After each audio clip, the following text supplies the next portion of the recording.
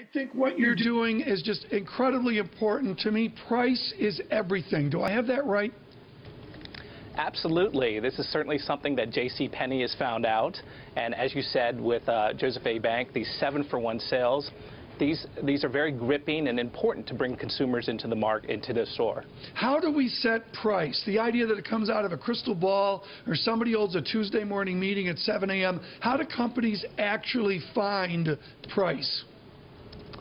Well, the common and the right way to set price, let me start off with the common way. The common way is simply to mark up cost. So I need a 2x times what my cost is. And the problem with that is that that doesn't conform with how consumers think. So consumers rarely say, gee, the most I'm going to pay is 2 times what I think the manufacturer, costs to manufacture. The real way to think about price is something called value-based pricing. And that's really about putting yourself in the customer's shoes and trying to understand what the customer's alternatives are and set a price accordingly. So if your product is better than the customer's alternative, set a premium. If it's not so good, you have to set a discount. If you look at some of the companies right now in the news that are struggling with price, Best Buy trying to match, it's this dichotomy, online retailers versus brick and mortar. With the cost differences so huge, online certainly don't have the high cost of brick and mortar. Can they ever really compete on price, the stores? I think that that's a wonderful and great point. So the white elephant of retail is, gee, how is brick and mortar going to compete with online? And as you said, online has lower costs. So this constant push to try and match online prices, it's just not a great long-term growth strategy.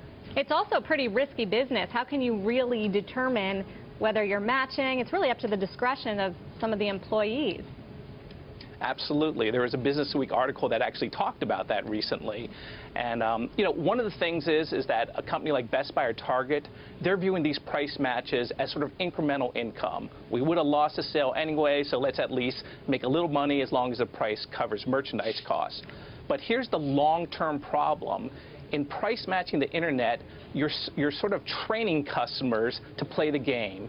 And customers will start going to the internet first and then coming in for the price match. And look, the more your customers start, buying at incremental prices, that's really not a profitable endeavor. Yeah. Rafi, price theory 1 is about unit dynamics and price dynamics. Fold the pricing question into that ageless retail volume question. Don't worry, if we cut prices, we can always make it up in volume. Yeah, right. Right. Well, this is how many people think. And look, price, I often say, price is like a superhero. If you're having problems, you cut price and immediately customers will come. But really, price is about capturing the value. And if you really lower your price, you're devaluing your product. And this is something that's come up with Groupon recently, is that these vendors that are having 50% off sales, people come and they devalue the product and they don't come back and pay full price.